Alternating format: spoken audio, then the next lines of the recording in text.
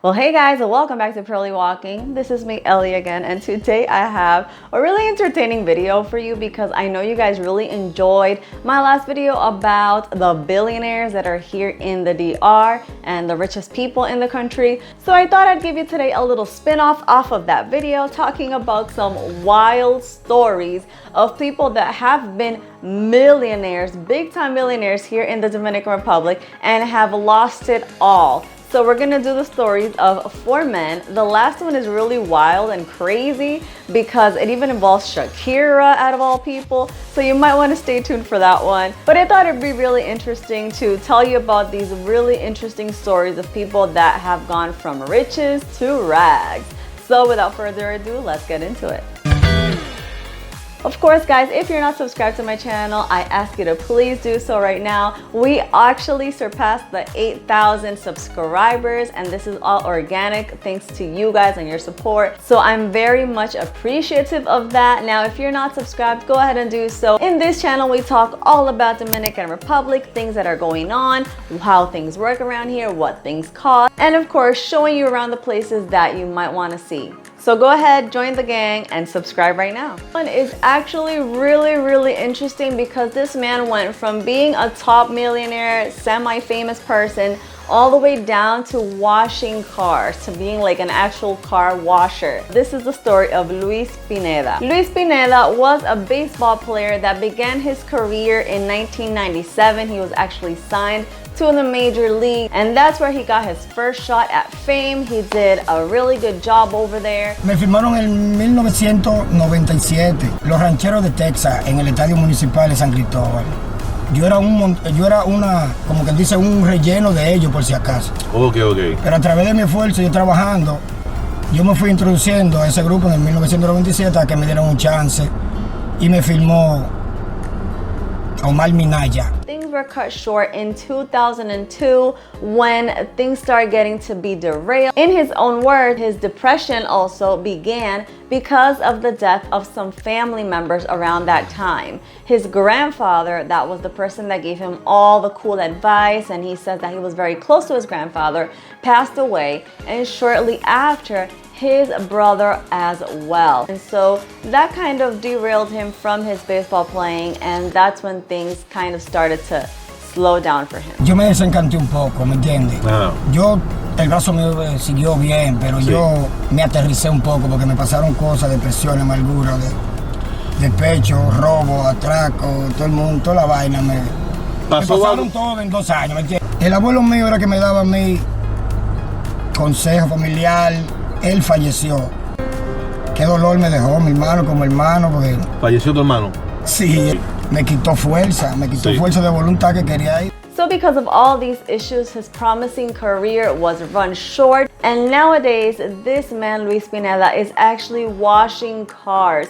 So he doesn't have a dime to his name. He's actually just getting by. And his only hope for economic success is now to have a pension from the big leagues of $2,000, which he is still waiting on. So this man came from actually earning $324,000 at that time, the late 90s and early 2000s, to now washing cars. So that just goes to show how important mental health issues are in a person's life and how can mental health issues derail your success in life. This next person we're going to talk about is Miguel Tejada. He was in the big leagues. Back in the early 2000s, he won MVP award for his great and successful baseball seasons. He was all throughout a lot of really good teams like the Oakland Athletics, the New York Yankees, and others. His alias was La Guagua, or the bus actually. He ran circles around his players, as they say, when he was on his game. Over his career, he earned over $96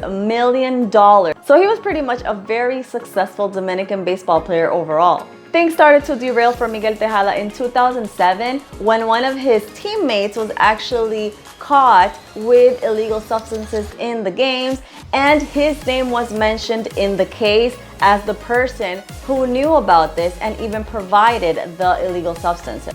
Around that same time, he was actually interviewed by ESPN, And in this interview, something incredible happened. The interviewer actually called him out for outright lying about his age when he signed to the major leagues. So this investigator, this reporter that was interviewing him, actually got a birth certificate for Miguel Tejada and showed it to his face during the interview and said, "Hey, we realized you were not born in 1976 like you said when you signed, but you were born 2 years earlier. So what you wanted to do was look younger for the big leagues when you were really 2 years older than you reported."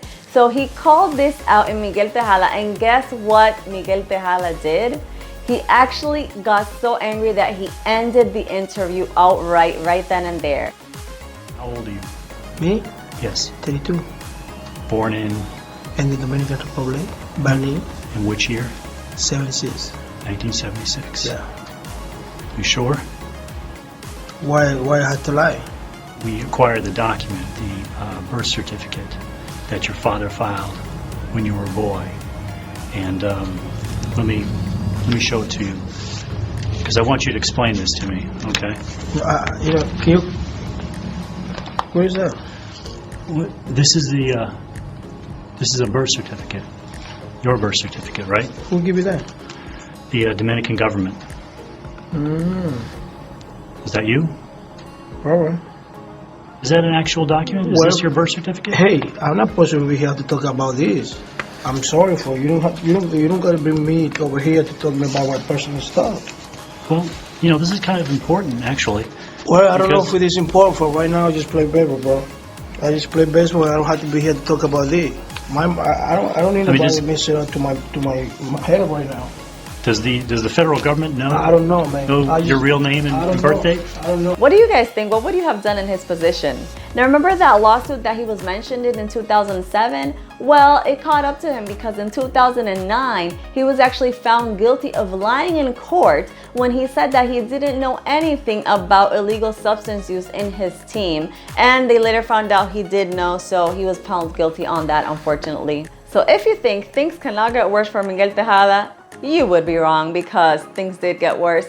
And that was in 2013 when he was suspended for 105 games because he tested positive to some substances that he was using. Of course, he did say he had a permit to use them, but that permit was actually expired and he never renewed them.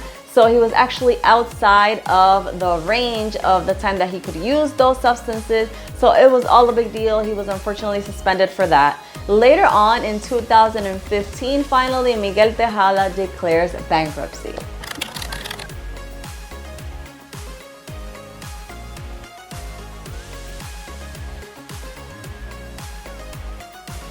Era una estafa y mi abogado comprobaron al juez que era una estafa contra mí. En verdad me siento bien. Miguel, tú entregaste esos cheques sin fondo. ¿Por qué entregaste esos cheques? ¿Qué fue lo que pasó? No lo entregué, eso demostró que yo no lo entregué. Entonces era una treta de ellos. ¿Era alguna trama para hacerte daño, Miguel? So this next ex-millionaire is called Jesus Natanael, and his alias is El Perrón. That means kind of like the big dog in Spanish. So this man is from Asua, and he was signed back in 2002 into the major leagues. He earned the big sum of $120,000 back in 2002, which that means that it's more than 53 million pesos of nowadays, due to inflation, of course. So it was a millionaire sum that he earned at that time. Ok, los Yankees te ofrecen 120 mil dólares. ¿En qué año? En el 2002. En el 2002, que estamos hablando que por la inflación. Millones. Sí, estamos hablando de muchos millones de pesos en la actualidad. ¿Tú tienes qué edad en ese momento? Yo firmé a los 16. Now he was underage when he was signed, so he didn't really know much of how to invest or spend his money wisely.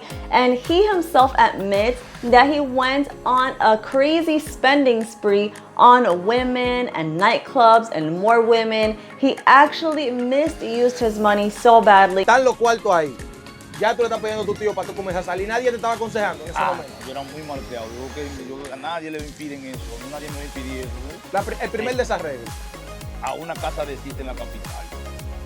Ahí fue mi perdición. And it's so interesting to hear him say this so, as a matter of factly, when it's so sad to hear that you had the opportunity to have this big shot at life and you were so successful at first, and just by mishandling your money like that, you could actually live like he is living now. He's living as a poor person. He actually trains a lot of kids in his little village where he lives, and it's quite sad to see actually the fact that he spent all his money on random women and in nightclubs and partying. It's just really, really sad. This last one is a really crazy one. This is not a baseball player. This is on another league all by itself. His name is Ramon Aras, and he is a songwriter actually, who claims to have registered back in 1998 Shakira's famous song with El Gata, Loca. You remember that song that says Loca con mi tigre, loca, loca, loca?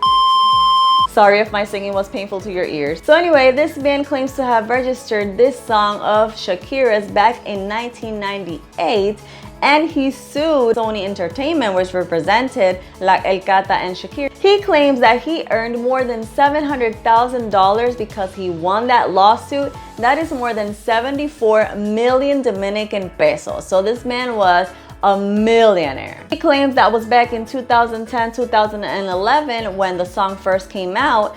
And in 2002 that he gave one of his last interviews, he says he's basically living in nothing. He spent his money in cars and women. So now he's living a normal, average, everyday life when he had a lot of money to spend and to invest in. But the story does not end there, because El Gata spoke and clapped back at him. So basically, El Gata showed all the documental evidence to say that this man, Ramon Aras, didn't register the song in 1998 as he claimed. He said that he recorded it in a cassette later on and said that it was his from 98, but it wasn't really.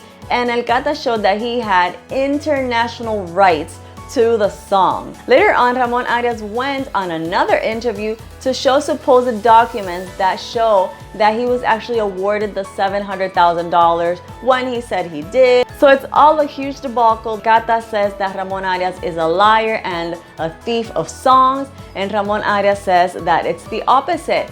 And El Gata actually said that Shakira has nothing to do with it, that El Gata is the one that registered the song.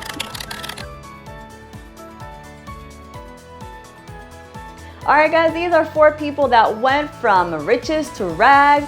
Let me know if you want another spin-off off of this video, because I actually have an interesting story of a Dominican man that went from cleaning boots in the streets all the way to owning one of the most recognized businesses here in the DR. Let me know if you're interested in that, and I'll gladly record his success story for you. It's highly interesting, but let me know if you're interested in that as well. Alright guys, don't forget to subscribe if you haven't already, and this is me signing out, and I'll see you in my next video. Bye guys.